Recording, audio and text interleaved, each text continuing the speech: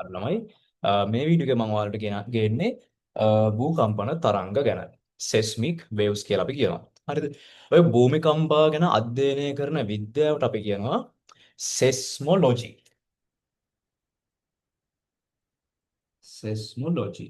භූකම්පන විද්‍යාව. හරිද? සෙයිස්මොලොජි භූකම්පන විද්‍යාව. රයිට්. මේකේ තියෙන ඔයාලගේ ඔය පාඩමේ තියෙන හරය අපි පොඩ්ඩක් මේක සරලව ඔලුවට දාගමු මොකද්ද මේ භූමිකම්පාවක් කියන්නේ කියලා. earthquake එකක් කියන්නේ මොකද්ද කියලා. හරිද? මෙහෙමයි. ළමයි ඔයාලා මම ජීවත් වන පෘථුවිය කෑලි තුනකට කඩන්න පුළුවන්. හරිද? කෑලි තුනකට කඩන්න පුළුවන්. මේ උඩම තියෙනවා කෑල්ල අපි එයාට කියනවා crust. earth's crust එක කියලා. හරිද? ඊට පස්සේ මේ මැද්දෙන් තියෙනවා මොනවාද? ලාවා අර ගිනි කඳු පුපුරද්දී එළියට එන්නේ මැග්මා කියලා. නිකන් උණු වෙච්ච ලෝහ වගේ තියෙන නිකන් ලෝදියද දන්නේ නැහැ ළමයි අපාය ගියොත් උනදී අන්න ඒවා. මේ ඒවා තියෙන ලික්විඩ් ස්තරයක් තියෙනවා. අපි එයාට කියනවා ෆෝ එක කියලා. මෙයාට සිංහලෙන් කියන්නේ කබොල. පෘථුවියේ කබල. මෙයාට කෝ එකට අපි සිංහලෙන් කියන්නේ හරය. හරිද? පෘථුවියේ හරය. ඔය දෙක මැද්දේ තියෙන විශාල ස්කන්ධයට විශාල පස් තට්ටුවට අපි කියනවා මැන්ටලය කියලා. ඔයාලගේ යාළුවොත් ඉන්නවනේ මැන්ටල්. ඔන්න පෘථුවිය බෙදෙන කෑලි තුන. උඩින්ම ඉන්නේ ඔයාලා අපි ජීවත් වෙන්නේ කොහෙද? කබොලේ. කබොල, මැන්ටලය, හරය. හරයේ තියෙන්නේ මොනවද ළමයි? ද්‍රව. හරය කියන්නේ ද්‍රවමය මාධ්‍යයක්. ලික්විඩ් මීඩියම් එකක්. හරිනේ. ඔන්න සරලව. ඊට පස්සේ තව කතන්දරයක් ළමයි. පෘථුවිය කියන එක හැදිලා තියෙන්නේ ටෙක්ටොනික් ප්ලේට්ස්. Tectonic plates. භූචලන තැටි. භූචලන තැටි 15ත් 20ක් අතර ප්‍රමාණකින් තමයි පෘථුවිය හැදිලා තියෙන්නේ. මේ අතරිනුත් ප්‍රධාන 7යි. උදාහරණයක් විදිහට යුරේෂියන්, පැසිෆික්, ඇට්ලාන්ටික් ඔන්නෝම තියෙනවා භූචලන තැටි. මොනවද ඒ භූචලන තැටි කියන්නේ? සරලව ඔයාලා හිතන්න පෘථුවියේ කබොල මේ ක්‍රස්ට් එක පෘථුවියේ කබොල හැදිලා තියෙන්නේ මෙන්න මෙහෙම තැටි කිහිපයක් එකතු වෙලා. ඕවා තමයි භූචලන තැටි කියලා කියන්නේ. හරිනේ. භූචලන තැටි කියලා කියන්නේ ඕවට තේරුණානේ ටෙක්ටොනික් ප්ලේට්ස්. රයිට්. ඔය ටෙක්ටොනික් ප්ලේට්ස් හැමතිස්සෙම චලනය වෙන ගමන් තමයි ඉන්නේ. හරිද? හිතන්නකෝ මේ ටෙක්ටොනික් ප්ලේට්ස් දෙකක් කියලා. ටෙක්ටොනික් ප්ලේට්ස් දෙකක්. ඔය ටෙක්ටොනික් ප්ලේට්ස් වල නම් මේ මතක තියාගන්න ඕනේ නැහැ. මේ ටෙක්ටොනික් ප්ලේට්ස් දෙකක් මේගොල්ලෝ චලන ආකාර තුනක් පෙන්වනවා. පළවෙනි එක මේගොල්ලෝ මෙහෙම ඈත් වෙන ගමන් ඉන්නේ. මේගොල්ලෝ මෙහෙම ඈත් වෙන ගමන් ඉන්නේ තැටි දෙක. දෙවෙනි ආකාරය තමයි ඒගොල්ලෝ මෙහෙම ලං වෙන ගමන් ඉන්නේ මෙහෙම. මෙහෙම ලං වෙන ගමන් ඉන්නේ. ඈත් වෙන ගමන් ඉන්න ඒවා තමයි ළමයි වොල්කැනෝස් ගිනි කඳු අන්න ඒවා හදන්නේ. ලං වෙන ගමන් ඉන්න කට්ටිය තමයි ගිනි නැති නිකං කඳු ළමයි. හිමාලයාස් ඒ වගේ අන්න ඒවා හදන්නේ එහෙම ඈත් වෙන ගමන් ඉන්න කට්ටියයි මේ මෙහෙම කන්දක් හැදෙනවා කියලා ඔයාලට පේනවනේ. රයිට්. ඊට අමතරව මේ ට්‍රාන්ස්ෆර් බවුන්ඩරිස් ඔය වැඩක් නැහැ. ට්‍රාන්ස්ෆර් බවුන්ඩරිස් කියලා බවුන්ඩරි එකක් තියෙනවා. ඒගොල්ලෝ මෙන්න මෙහෙම which slide past each other. ඒගොල්ලෝ එකිනෙකා හරහා මෙහෙම හරහට ලිස්සනවා. මෙන්න මෙහෙම තමයි චලනය වෙන්නේ. ඔන්න බෝ තැටි ටික චලනය වන ආකාර තුන. හරිද? එකිනෙකා දෙසට චලනය වෙන්න පුළුවන්, එකිනෙකාගෙන් ඉවතට චලනය වෙන්න පුළුවන්. මෙහෙම එකිනෙකා හරහා අ, ලිස්සා යන්න පුළුවන්. can slide past each other කියලා අපි කියනවා. හරිද? tectonic plates. එතකොට බොහෝ විට භූකම්පන හැදෙන්නේ මෙන්න මේ අවස්ථාවේදී. හරිද? බොහෝ විට භූකම්පන හැදෙන්නේ ඔන්න ඔය අවස්ථාවේදී. right. මොකද්ද මම මේ කිව්වේ දේවල් ටික සමරයිස් කරොත් ඔයගොල්ලෝ තනගන්න. එතකොට ලේසියිනේ. මෙහෙම යන කට්ටිය තියෙනවා. මෙහෙම ලං වෙන ගමන් ඉන්න ටෙක්ටොනික් ප්ලේට්ස් තියෙනවා. ඊට අමතරව මෙහෙම ස්ලයිඩ් පාස්ට් ටෙක්ටොනික් ප්ලේට්ස් තියෙනවා. හරිනේ. මෙහෙම ඈත් වෙන ගමන් ඉන්න කට්ටිය තමයි ඔය සාගර යට තියෙන කඳු මුහුද පතුලේ තියෙන කඳු ළමයි. ගොඩබිම විතරක් නෙමෙයි. අන්න ඒව එහෙම හදන්නේ මේගොල්ලෝ. ඈත් වෙන ගමන් ඉන්න කට්ටිය. මේගොල්ලෝ මොනවද හදන්නේ? ඔය හිමාල කන්ද වගේ ගොඩබිම තියෙන කඳු. හරිද? එතකොට මේ බවුන්ඩරිස් හරිද? මේ මායිම් පොළව යටත් තියෙනවා. ඒ කියන්නේ ලිතොස්ෆියර් එකේ ශිලාගෝලේ අපි ජීවත් වෙන පොළවේනේ. පොළවෙත් තියෙනවා සහ මුහුද ඇතුළෙත් තියෙනවා. හරිද? ඔන්න මම ටෙක්ටොනික් ප්ලේට්ස් ගැන සරල අයිඩියා එකක් ඔයාලට දුන්නා. right. ඊට පස්සේ දැන් අපි යන් භූමි කම්පාවකට. භූමි කම්පාවකට. ඔන්න මෙන්න මේ හරිය තමයි භූමි කම්පාව ඇති වෙන්නේ. මේ හරිය තමයි භූමි කම්පාව ඇති වෙන්නේ. අපි ඒකට කියනවා ෆෝකස් එක. නාභිය. ෆෝකස් එක. නාභිය. මේ තියෙන පෘථුවියේ කේන්ද්‍රය. ඕක ඉදන් මෙහෙම කෙලින් ඉරක් ගන්න. ලම්බකව. එතකොට මේ පෘථුවි පෘෂ්ඨයේ තියෙනවානේ තව එකක්. අපි එයාට කියනවා අපි කේන්ද්‍රය. අපි කේන්ද්‍රය. එපිසෙන්ටර් කියලා අපි කියන්නේ. භූමිකම්පාව ඇති වෙන තැන තමයි ફોકસ නාභිය. භූමිකම්පාවට කෙලින්ම උඩින් පෘථිවි පෘෂ්ඨයේ තියෙන ලක්ෂයට අපි කියනවා අපි කේන්ද්‍රය එපිසෙන්ටර්. හරි. right. ඔන්න දැන් මේ ටෙක්ටොනික් ප්ලේට්ස් එකක් එහෙ මෙහෙ වෙන එක එක්ක හිතන්නකෝ මෙහෙම වෙන ප්ලේන් එක එකපාරට වැඩිපුර මෙහෙට එනවා. එතකොට ඔන්න භූමිකම්පාවක් ඇති වෙනවා. මේ රිද්ම් එක පායිනවා. මෙහෙම වෙන රිද්ම් එක පැනලා මෙහෙක් වෙනවා. හරි. එතකොට භූමිකම්පා ඇති වෙනවා. හරි. භූමිකම්පාවක ඇති වෙන තරංග ඔන්න වැදගත්ම කොටස. භූමිකම්පාවක ඇති වෙන තරංග ಜಾති දෙකයි. පළවෙනි එක මෙහෙම. මෙහෙම යන තරංග. අනිත් එක මෙහෙම යන තරංග. මේ නාභිය තියෙන්නේ පෘථුවිය අභ්‍යන්තරයෙන් ළමයි නේද? අභ්‍යන්තරයේ ඇති වෙන තරංග වලට අපි කියනවා දේහ තරංග, බොඩි වේව්ස්. මෙයාලට අභ්‍යන්තර තරංග කියලාත් කියනවා. දේහ තරංග, බොඩි වේව්ස්. හරිද? ඊට පස්සේ ඔය අපි කේන්ද්‍ර සෙට් වෙන පෘථුවි පෘෂ්ඨයේනේ. පෘථුවි පෘෂ්ඨයේ ඇති වෙන තරංග ඔය ගොඩනැගිලි එහෙම කඩන්නේ කවුද? ඒගොල්ලෝ තමයි පෘෂ්ඨික එහෙම නැත්නම් පෘෂ්ඨීය තරංග, surface waves. පෘෂ්ඨික තරංග, දේහ තරංග. හරිනේ. ඇතුලේ ඇති වෙන්නේ දේහ තරංග, පෘථිවි පෘෂ්ඨයේ ඇති වෙන්නේ පෘෂ්ඨික තරංග. පෘෂ්ඨික තරංග, දේහ තරංග. right. ඔය දෙකෙන් මේ බලන්න මම මේක ඇඳ විදිය ඔයාලත් එහෙම මතක තියාගන්න. මම මේක මෙහෙම මෙහෙම ගොඩක් ඇඳා එක තැන. මේක මෙහෙම ටිකක් ඈත් කර කර තමයි තරංග රටා ඇඳේ. මෙහෙම මෙහෙම තරංගයක් මෙහෙම මෙහෙම යනවා කියන එකේ තේරුම මොකද්ද? rather than going like this මෙහෙම මෙහෙම යනවා කියන එකේ තේරුම මොකද්ද? මේක කියන්නේ නැතුව මෙහෙම යනවා කියන එකේ තේරුම මොකද්ද? මෙයාගේ සංඛ්‍යාතය වැඩි කියන එක ළමයි. මේ දේහ තරංගවල සංඛ්‍යාතය වැඩි. එහෙනම් අපි දන්නවා මොකද්ද සමීකරණය? v සමානයි f ලැම්ඩාට අනුව සංඛ්‍යාතය වැඩි කියන්නේ v වැඩි. සංඛ්‍යාතය වැඩි කියන්නේ v වැඩි. හරි. සංඛ්‍යාතය වැඩි v වැඩි. ඔන්න. පළවෙනි පොයින්ට් එක දේහ තරංගවල සංඛ්‍යාතය සහ v වැඩි පෘෂ්ඨික තරංග වලට වඩා. ඉතින් මම පෘෂ්ඨික තරංගය ඔක අනිත් පැත්ත දැම්මේ නෑ ළමයි. හරිද? ඔයාලා මතක තියාගන්න දෙකයිනේ තියෙන්නේ. ওই දෙකෙන් වැඩි මෙයා. right. ඊට පස්සේ දේහ තරංගත් අපි කොටස් දෙකකට බෙදනවා. ඔන්න බලන්න.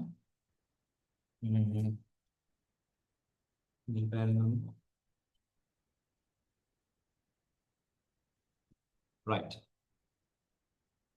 දේහ තරංගත් මෙතන තමයි මේ ඔන්න earthquake එක වෙන්නේ, භූමිකම්පාව ඇති වෙන්නේ. තරංග කොටස් දෙකකට බෙදනවා. එකක් ඒ කියන්නේ හැදෙන මුල්ම තරංගය මෙන්න මෙහෙම යනවා. මොකක් හරහාද? මම කිව්වා කෝ එක හරය ද්‍රව ලික්විඩ්. ඒක නිකන් දිය වෙච්ච යකඩ ලෝදිය කියලා දන්නකො දිය වෙච්ච යකඩ වගේ තමයි තියෙන්නේ. හරිද? එතකොට පළවෙනියටම භූමිකම්පාවෙන් එන තරංගය භූමිකම්පාව වෙච්ච තැනින් පළවෙනියටම එන තරංගය මෙන්න මේක හරහා යනවා. මොකද්ද? ද්‍රව මාධ්‍යයක් හරහා යනවා. මේක ඝන, මේක ද්‍රව. ඝනයි ද්‍රවයි මාධ්‍ය දෙකම හරහා යනවා. හරිද? දෙවෙනි එක මෙයා හරහා මෙහෙම යන්නේ. මේ දෙවෙනි තරංගය. ඔන්න තරංගාකාර දෙක. හරිද? පළවෙනියටම ඇති වෙන තරංගයට අපි කියනවා P තරංග, primary waves. හරිද? ප්‍රාථමික තරංග. දෙවෙනියට ඇති වෙන තරංගයට අපි කියනවා S waves, secondary තරංග. එතන secondary waves, ද්විතීයික තරංග. එතකොට පළවෙනියට හැදෙන කෙනා ඝන ද්‍රව මාධ්‍ය දෙකෙන්ම යනවා. දැක්කද මේ? ද්‍රව මාධ්‍යනුත් යනවා. මෙයා යන්නේ ඝන මාධ්‍යයේ පමණයි. ද්‍රව මාධ්‍යයේ යන්නේ නැහැ. මේ පින්තූර ඔලුවට දාගන්න. හරිද? ඝන මාධ්‍යයේ පමණයි. එතකොට ඔයාලා මතක තියාගන්න පළවෙනියගේ තමා වේගය වැඩි. පළවෙනියගේ තමා වේගය වැඩි. එහෙනම් සංඛ්‍යාතයත් වැඩි පළවෙනියගේ තමා. මේ පළවෙනියා කියන්නේම ළමයි වේගය වැඩි කියන එකනේ. එයා පළවෙනියටම යනවා කියන එකේ තේරුම මොකද්ද? එයා මුලින්ම යනවා කියන එකේ තේරුම මොකද්ද? ඔන්න දෙන්නෙක් දුවනවා. එක්කෙනෙක් පළවෙනියටම දිනුම් කණු ළඟට යනවා කියන එකේ තේරුම මොකද්ද? එයාගේ වේගය වැඩි කියලා. හරිද? පළවෙනියට එන කෙනාගේ වේගය වැඩි. හරිද? v වැඩි. right. මම මේ ඉරි කෑලි වලින් ගෙවුවේ තිත්තිනේ. මොකද කඩ ඉරි වලින් ගෙවුවේ. කඩිරි වලින් ගැහුවා කියන්නේ අන්වායාම තරංගයක්. ඒකයි මම මේක කඩිරි වලින් ඇන්දේ. මේක සාමාන්‍ය තරංගයක් විදිහට ඇන්දේ. ඒක තීර්යක් තරංගයක්. මේක අන්වායාම මේක තීර්යක් තරංග. තේරුණාද? right. ඔච්චරයි ඔයාලා මතක තියාගන්න ඕනේ. මුලින්ම එන්නේ මේක මතකයිනේ ප්‍රාථමික තරම තමයි මුලින්ම එන්නේ. හරිද? එයා ඝන වගේම ද්‍රව මාධ්‍ය හරහාත් යනවා පළවෙනි වෙන කෙනා. ඒ වගේම එයා අන්වායාමයි. S තරංග කියන්නේ දෙවෙනි දේහ තරංග જાතිය දෙවෙනියට ඇති වෙන එක්කෙනා එයා ද්‍රව මාධ්‍ය හරහා යන්නේ. ඒ කියන්නේ හරය තුලින් යන්නේ නැහැ. හරිද? right. ඔය ඇති. ඊළඟට අපි යන් පෘෂ්ඨික තරංග වලට. හරිද? පෘෂ්ඨික තරංග. දැන් එන්නම් මම. හරි.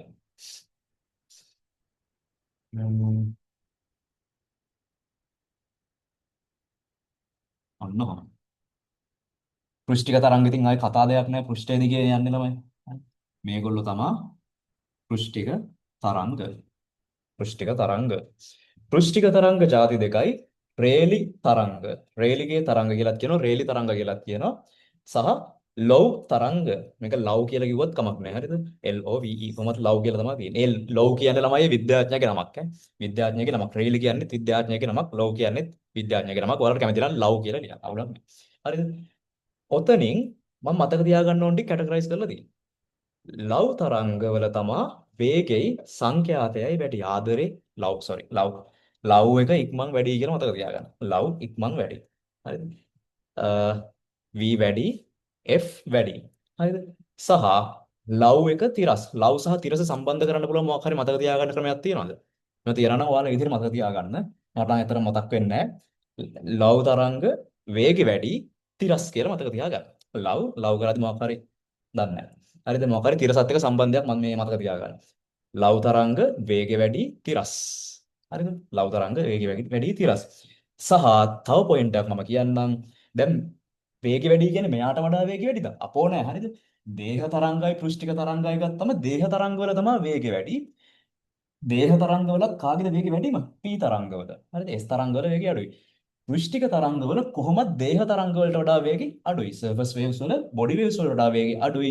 මේගොල්ලෝ ගත්තම පෘෂ්ඨික තරංග දෙන්න ගත්තම ඒ දෙන්න අතරින් වේගෙ වැඩි මෙයාගේ. ඒ දෙන්න අතරින් ලව් එකේ වේගෙ වැඩි. හරිද? රේලිගේ තරංග වේගෙ අඩුයි. ඔය වේගෙ අඩු කට්ටිය තමා ගොඩක් විනාශකාරී. හරිද? හිමින් යන කට්ටිය තමා ගොඩක් විනාශකාරී. හරිද? රේලිගේ තරංග වඩා විනාශකාරී. most destructive ඔය ගොඩනැගිලි කඩන්න අනම්මනම් වෙන්න උදව් වෙන්නේ මෙයා. මේ තිරස් කියන එකේ තේරුම මොකද්ද ළමයි? ලව් තරංග පොළව තිරසට කම්පනය කරනවා. ලව් තරංග පොළව තිරසට කම්පනය කරනවා. එහෙනම් මෙයා මොකද්ද? සිරසට කම්පනය කරනවා. රේලි තරංග පොළව සිරසට කම්පනය කරනවා. ඉතින් පොළව සිරසට කම්පනය කරත් තමයි ගොඩනැගිලි මේ බිම වැටිලා අනම්මනම් ඔක්කොම ටික වෙන්නේ. හරිද? නිවාස හානිය ඔක්කොම අපදාවල් ටික වෙන්නේ රේලිගේ තරංග නිසා. හරිද? වඩා විනාශකාරී මෙයා. right. එතකොට S waves, Rayleigh waves, love waves තුන් දෙනාම තීර්යක් තරංග transverse waves. මම මේ මෙතන යටින් තීර්යක් කියලා දාලා දෙනවා. තීර්යක් තරංග transverse waves. right. හරිනේ. ඔන්න ඔය ටික තමයි සම්ම දැන් මම කිව්ව සෙනින් මතකයි නේද? හරිද? ලව් තරංග වල ගැන මොකද්ද තියෙන මේ පොයින්ට්ස් දෙක? ලව් තරංග එයාගේ වේගය වැඩි. ලව් එකේ වේගය වැඩි කරමුනේ. වේගය වැඩි කියන්නේ ඔටෝමැටිකලි F වැඩි කියලා මතක තියාගන්න ඕනේ. ඊට අමතරව මොකද්ද? ලව් තිරස් ආකාරයට තමයි පොළව කම්පනය කරන්නේ. හරි. ලව් තිරස් ආකාරයට පොළව කම්පනය කරනවා. හරිද? හොරිසොන්ටලි තමයි වයිබ්‍රේට් කරන්නේ. ඊට පස්සේ රේලිගේ තරංග. රේලි තරංග කොහොමද? අරකේ විරුද්ධ දෙක ලියන්නේ. ඉතින් එකක් විතරක් මතක තියාගෙන ඒකේ අනිත් එක ලියන්නේ. එයාගේ පෘෂ්ඨික තරංගේ වේගය අඩුයි, සංඛ්‍යාතය අඩුයි. පොළව කම්පනය කරන්නේ සිරසට. එම නිසා වඩා විනාශකාරී. හරි. S waves ගේ ප්‍රධාන ෆැක්ට් එක මොකද්ද? එයා ද්‍රව මාධ්‍ය තුලින් යන්නේ නැහැ කියන එක. ඔය තුන් දෙනාම ළමයි තීර්යක් තරංග. මෙයා විතරයි යනවා. යාම ඉතින් P තරංග අන්වායාමයි කියලා මතක තියාගන්න. P longitudinal කියලා මතක තියාගන්න. මම කොහොමද කඩේරියලුත් අන්දන එක. අනිත් ඒවා ඔක්කොම තීර්යක්. හරිනේ. right. හරි. මම කියනවා ඔය තරංග ටික විතර ලියන්න. ඔය තරංග ටික වේගෙ අඩු වෙන පිළිවෙලට හදන්න කියලා. හරිද? එහෙනම් වේගෙ වැඩිම කෙනා කවුද? P තරංග තමයි වේගෙ වැඩි. ඒ වේගෙ වැඩිම P තරංග. වේගෙ වැඩිම P තරංග. ඊළඟට S තරංග. මේ කවුද? බොඩි වේව්ස් නේ. බොඩි වේව්ස් වල කොහොමත් වේගය අඩුයි. පෘෂ්ඨික තරංග වල පෘෂ්ඨික තරංග දෙන්නගෙන් රේලි සහ ලව් කියන දෙන්නගෙන් කවුද ඉක්මනින් යන්නේ? ලව්. අන්තිමට වේගය අඩුම තමා රේලි. හැබැයි රේලිගේ තමා මොකද්ද? රේලිගේ තරංගවල තමා විනාශය වැඩිම. ගොඩක් විනාශකාරී එයා. හරිනේ. ඊළඟට ඔයාගෙන් මෙහෙම MCQ එකක් අහනවා. හරිනේ. P තරංග P තරංග තරංගය චලනය වන දිශාවට පොළව කම්පනය කරයි. එහෙම නැත්නම් අංශු කම්පනය කරයි. හරිද වැරදිද? හරි. අන්වායාමනේ. අන්වායාම කියන්නේ තරංගය යන දිශාවට තමයි අංශු කම්පනය වෙන්නේ. S තරංග තරංගය යන දිශාවට ලම්බක දිශාවකින් අංශු කම්පනය නැත්නම් පොළව කම්පනය කරයි. හරි. මේ තුනම එහෙමයි කරන්නේ. තීරයක් තරංගනේ. ඊට අමතරව මේ දෙන්න ලව් පොළව හරහට කම්පනය තිරස් අතර කම්පනය කරනවා. රේලි පොළව සිරස් අතර කම්පනය කරන ප්‍රධාන වශයෙන්. ඔන්න ඒක ඉවරයි. දැන් අපි මේ මොකද්ද භූමිකම්පායස්වරයෙන් පොඩි ගාණක් කතා කරන් තමයි යන්නේ. හරි. මෙන්න භූමිකම්පාව සිදු වෙන තැන අපි මොකද්ද ළමයි එකට කියන්නේ? නාභිය. ෆෝකස් එක. මම ඒක F කියලා දාන්න. ෆෝකස් එක. F. මේ මොකද්ද? එපිසෙන්ටර් එක. E. හරිද? ෆෝකස් එක ඔන්න එපිසෙන්ටර් එක එකට කෙලින්ම දුරින් තියෙනවා. මෙන්න මේ හරිය තියෙනවා භූකම්පන මධ්‍යස්ථානයක්. හරිද? මෙතන තියෙනවා භූකම්පන මධ්‍යස්ථානයක්. ඒ කියන්නේ මොකද්ද? භූමිකම්පාවල් ගැන පොඩ්ඩක් මේ භූමිකම්පාවක් ආවොත් ඒක ඩිටෙක්ට් කරගන්න එක ඉන්ස්ට්‍රුමන්ට්ස් ආයිටම්ස් තියෙන ඒ පිළිබඳව වැඩ කරන තැන තමයි ඉතින් භූකම්පන මධ්‍යස්ථානය කියලා කියන්නේ. ඉතින් ඔයාලට වැඩක් නැහැ. හරිද? තේරෙනවනේ භූකම්පන මධ්‍යස්ථානය කිව්වම මොකක්ද කියලා? ඔයගොල්ලෝ ගෙදර නෙමෙයි. හරිද? මේ යන්නේ. භූකම්පන මධ්‍යස්ථානය. හරි. දැන් අ, මේ තරංග හතර වටේට යනවනේ. මේක එපිසෙන්ටර් එක. මෙන්න මේ තරංගෙ මෙතනට යනවා. මොකද්ද මේ තරංගේ ළමයි? P තරංගේ. P තරංගනේ මුලින්ම එන්නේ. ආ. ඊළඟට දෙවෙනියට යනවා මොකද්ද? S තරංගේ. හරිද? P තරංගේ මුලින්ම එනවා ඊළඟට S තරංගය. P තරංගය එන්න ගත වෙච්ච කාලය මම TP කියලා දාන්නම්. TP ඔන්න උදේ 10ට මේකට TP තරංග මේ P තරංගයක් වාර්තා වුණා. P තරංගයක් වාර්තා වුණා. හරිද? ඊට සුළු මොහොතකට පසු TS මෙයා මෙතන ඉඳන් මෙතෙන්ට යන ගත වන කාලය TS S තරංගයි. ඊට සුළු මොහොතකට පසු TS මේ සෝරි S තරංගය වාර්තා වුණා. හරිද? S තරංගය වාර්තා වුණා. හරිද? හිතන්නකො මේක වෙන්නේ උදේ 10ට. 10යි AM ට තමයි මේක වෙන්නේ. මේක වෙන්නේ 10යි 20යි AM. එහෙම හිතන්න ඕන සරලව. හරිද? ඔන්න උදේ 10ට වාර්තා වෙනවා. ඊට පස්සේ 10යි 20ට S තරංගේ වාර්තා වෙනවා. හා මෙන්න මේකේ තියෙනවා මොකද්ද මේ මට තමුතුණා දැන්. භූකම්පන මධ්‍යස්ථානයේ තියෙනවා සෙස්මෝමීටර් කියලා එකක්. සෙස්මෝමීටර්. ඒකට මේ සිංහලෙන් කියන්නේ මොකද්ද? භූකම්පන මානය මට මතකයි. ඔව්. භූකම්පන මානය. භූකම්පන මානය. ඔන්න ඔය භූකම්පන මානයෙන් ප්‍රස්ථාරයක් විදියට ඕක දෙනවා. ප්‍රස්ථාරයක් විදියට ඕක ඩිටෙක්ට් කරනවා. මෙහෙම බලන්න. මෙන්න P තරංගය. ඔන්න P තරංගය. ඊට සුළු මොහොතකට පස්සේ ඊට වඩා ටිකක් ලොකුයි S තරංගය. මෙන්න B තරංගය මෙන්න S තරංගය. එහෙනම් මේ දෙක අතර කාලය කීයද ළමයි? TP ඍණ TS කියලා ඔයාලට පේනව නේද? TP ඍණ TS. මෙයා ආවේ උදේ 10ට, මෙයා 10යි 20ට. ඔය දෙන්න අතර විනාඩි 20යි. TP ඍණ TS. ඔන්න ඕකෙන් අපිට ගණන් හදන්න පුළුවන්. කාලයෙන් නෙමේ කාල වෙනසෙන්. උදේ 10යි කිව්වට ඉතින් ඕකෙන් මොකද්ද ළමයි කරන්න පුළුවන්? අපි දන්නේ නැහැ. මෙතන ඉඳන් මෙතනට එන්න කොච්චර ලාවක් කියද කියලා. හැබැයි අපි දන්නවා මේ තරංගය ඇවිල්ලා අපි දැන් TP දන්නවද කියන්නකෝ? TP දන්නවද? නෑනේ. TP කියන්නේ උදේ 10 නෙමෙයි. TP කියන්නේ P තරංගේ මෙතනට ආපු වෙලාව. අපි දන්නේ මෙතන ඉඳන් මෙතනට එන්න කොච්චර වෙලාවක් ගියාද කියලා. ඒක තමයි TP. TS අපි දන්නවද? නෑ. කොහොම හරි S තරංගේ ආවේ 10යි 20ට. ඒක දන්නවා. හරිද? එතකොට TP ට TS ගෙන් අපිට ගන්න පුළුවන් S තරංගයයි P තරංගයයි අතර කාල වෙනස. හරිද? ඕකෙන් ගේමක් ගහන්න පුළුවන්. බලමු. B සමානයි S බෙදීම t එහෙම නැත්නම් S සමානයි vt දන්නවනේ ඔයාලා. S සමානයි vt. S කියන්නේ කවුද? මේ දුර. මම මේක d කියලා ගන්නම්. ඔය දුර d. භූමිකම්පාවේ සිට භූකම්පන මධ්‍යස්ථානයට දුර d. d සමානයි v කීයද ළමයි? ඔන්න දැන් මම p තරංගෙට තමයි දාන්නේ. d සමානයි දුර කීය මේ v කීයද? මම ඒක vp කියලා ගන්නවා. vp වාරයක් tp. vp වාරයක් tp. හරි. අපි vp දන්නෙත් නැහැ, tp දන්නෙත් නැහැ, d දන්නෙත් නැහැ. හරි. ඊළඟට s තරංගෙට බලමු. s සමානයි vt. s කීයද? ඒත් d ම තමා. d සමානයි මම මෙයාගේ එක vs කියලා ගන්නම්. vs වාරයක් ts. හරිනේ. අවුලක් නැහැ. vs වාරයක් ts. දැන් මෙයා එක මෙයා දෙක කියලා දාගෙන අපි කොහොමද ලේසි? නෑ අපි මුලින්ම මෙයාව උක්ත කරන් යමුනේ. කාලය උක්ත කරන් යමුකෝ. t ව උක්ත කරන් යමු. මේකෙන් අපිට ගන්න පුළුවන් TP සමානයි D බෙදීම VP. මේකෙන් ගන්න පුළුවන් TS සමානයි D බෙදීම VS. මෙන්න එක මෙන්න දෙක. දැන් දාමු එක බෙදීම එක ඍණ දෙක. දැන් දාමු එක ඍණ දෙක. එක ඍණ දෙක නෙමෙයි දෙක ඍණ එක දාමු. ඇයි TS නේ? TS නේ මේවා මේ පස්සේ එන්නේ. එහෙනම් දෙක ඍණ එක. හරිද? TS ඍණ TP මට එනවා D බෙදීම VS ඍණ D බෙදීම VP.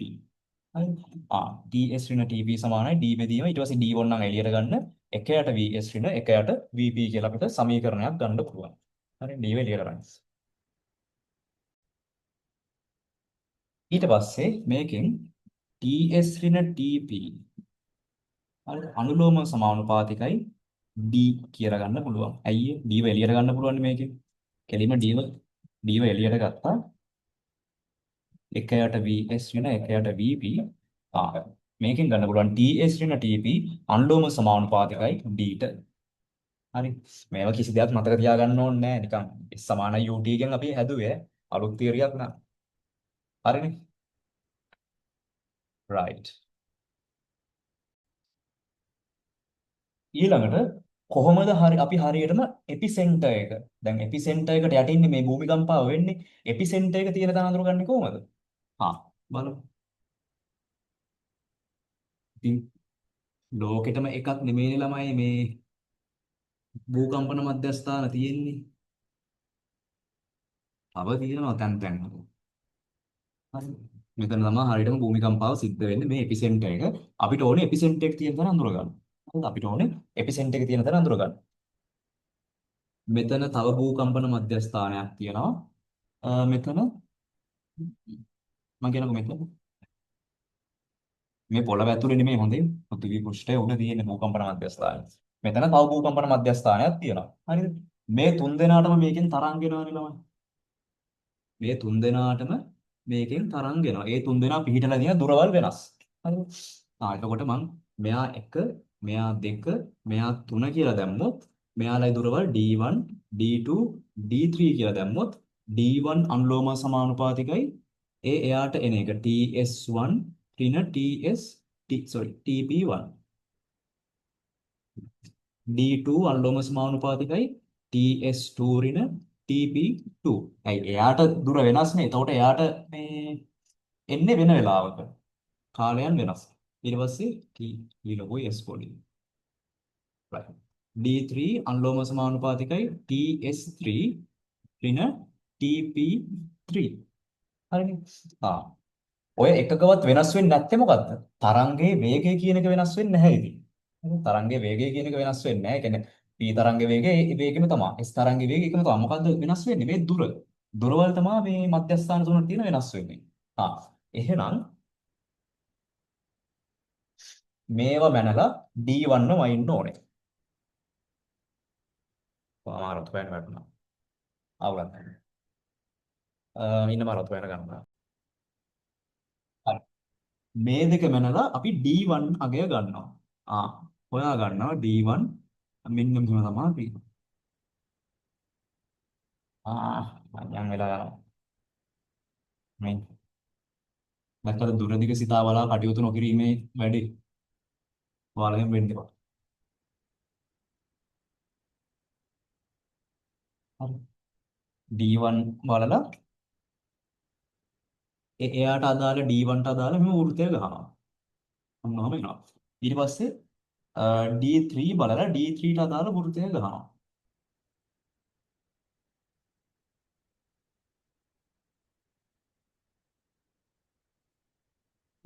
D2 බලලා D2ට අදාළ වෘත්තය ගහනවා. ආ ඔය වෘත්ත තුනම කැපෙන තැන කෝකද? මෙන්න මේක. එහෙනම් තේරුම් ගන්න ඕනේ ඔන්න ඔය හරිය තමයි එපිසෙන්ටර් එක තියෙන්නේ කියලා. right? එපිසෙන්ටර් එක එපිසෙන්ටර් එක තියෙන තැන හොයාගන්න. ඉතින් භූවිත් මේ මෙන්න මේ මධ්‍යස්ථාන භූකම්පන මධ්‍යස්ථාන තුනක ඒ යාට අදාළ අරය ගහලා ඒ අරයන් තුන කැපෙන ස්ථානය තමයි තියෙන්න ඕනේ මොකද්ද? මේ එපිසෙන්ටර් එක. අපි කේන්ද්‍රය. හරිනේ. right. ඔයගොල්ලෝ මෙන්න මේක අඳින්න. මේ තමා භූකම්පන මානයෙන් ලබා දෙන ප්‍රස්ථාරය. සෙස්මෝමීටර් එකෙන් ලබා දෙන graph එක තමයි මේක. මේ මුලින්ම ඇවිල්ලා තියෙන P තරංග, ඊළඟට දෙවෙනි ටෙස් තරංග, ඊළඟට තමයි surface waves එන්නේ. පෘෂ්ඨික තරංග එන්නේ. හරිද? ඒක දාලා ලියාගන්න. භූකම්පන මානයෙන් භූකම්පන මානයෙන් භූකම්පන මානයෙන් භූමියේ චලිතය ප්‍රස්ථාරගත කරයි. භූමියේ චලිතය ප්‍රස්ථාරගත කරයි. Seismometer graphically represents the motion of the earth. Motion of the earth. And it graphically represents the motion of the earth. ඒ ඇති. ඊළඟට මාතෘකාව දාගන්න රිච්ටර් පරිමාණය. රිච්ටර් පරිමාණය. Richter scale. රිච්ටර් පරිමාණය. Richter scale. පොයින්ට් වයිස් ලියමු. භූමිකම්පාවක විශාලත්වය හා ශක්තිය මනිනු ලබයි. භූමිකම්පාවක විශාලත්වය හා ශක්තිය මනිනු ලබයි. Measures the magnitude and energy of the earthquake. Earthquake ලියන දන්නවනේ? Earth දන්නවනේ? Earthquake. Right. ඊළඟට දෙවෙනි පොයින්ට් එක ලඝු ගණක ක්‍රමයක් යොදා ගනී. Uses a logarithmic log කියලා මම කෙටියෙන් කියන්නේ logarithmic method. Uses a logarithmic method. මේකේ නම් ඔයාලා කිසි දෙයක් පාඩම් කළ යුතු නැහැ. මේ දෙක විතරක් දැනගන්න. ශක්තිය මේ විශාලත්වය ශක්තියයි මනිනවා කියලා. මේවා ඒගොල්ලෝ ගාන දෙනවා. ඔයගොල්ලන්ගේ එසේ එකක් ආවා කියලා හිතන්නකෝ භූමිකම්පා සම්බන්ධයෙන් ඔක්කොම අර එසේ එකේ ගාන දෙනවා. මේක මෙයා කියලා දෙනවා. ඒ නිසා පාඩම් කළ යුතු නැහැ. මම ඒ වගේ ගානකින් ගත් එකක් දෙන්නම්. රිච්ටර් පරිමාණ අගය R සමානයි log 10 I බෙදීම I not කියලා ගන්න පුළුවන්. ඔය රිච්ටර් පරිමාණ අගය එන්නේ මේ සංඛ්‍යාවක් මොකක් හරි 7 8 9 ඔය වගේ සංඛ්‍යාවක් තමයි එන්නේ. හරිද? ඔතන I කියලා කියන්නේ ප්‍රබලම තරංගයේ තීව්‍රතාවය. ප්‍රබලම තරංගයේ තීව්‍රතාවය. Intensity of the අපි කියමු most powerful wave. හරිද? Intensity of the most powerful wave. ප්‍රබලම තරංගයේ තීව්‍රතාවය. I not කියලා කියන්නේ ඒගොල්ලෝ දීලා තියෙනවා සම්මත ලෙස භූමිකම්පාවේ තීව්‍රතාවය. සම්මත ලෙස භූමිකම්පාවේ තීව්‍රතාවය. The standard intensity of the earthquake. Standard intensity of the earthquake. මේ ප්‍රබලතම එක. මේ තමයි maximum එක. මේ තමයි standard අගය. හරිද? ඒගොල්ලෝ ඔක්කොම දෙනවා ඈ ගානේ ඔක්කොම දෙනවා. ඉතින් ඔයාලට බෙදලා ගන්නට බබා වගේ ගන්න තියෙන්නේ මේ ලඝු ගණක අගය. කීයද කියලා. පූර්ණ සංඛ්‍යාවක් මේ සංඛ්‍යාවක් තමයි දශම ගණන් ඉන්න පුළුවන් සංඛ්‍යාවක් තමයි ඉන්නේ. එතකොට මේ I වෙනුවට ඕගොල්ලන්ට විස්තරය නම් දීලා තියෙන්නේ මම කලින් කියලා දුන්නා I අනුලෝම සමානුපාතිකයි A ගේ වර්ගයට කියලා. I අනුලෝම සමානුපාතිකයි A ගේ වර්ගයට. ඒක ඒගොල්ලෝ කියන විදිහට ගන්න. ඔය හැමදේම යාලා දෙවි. ගානෙම දෙනවා. හරිද? right.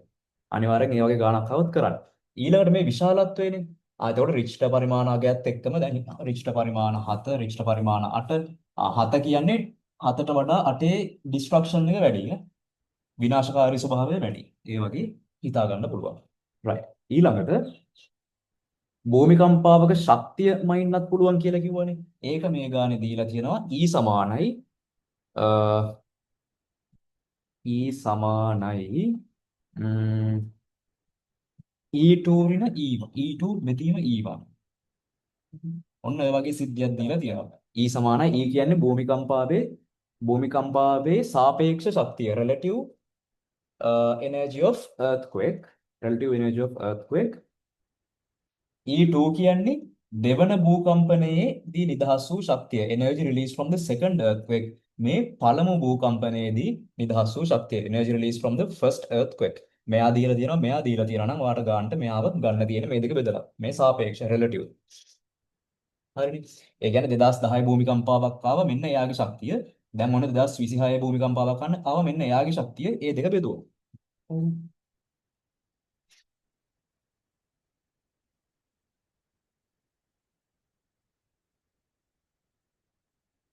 ඊළඟට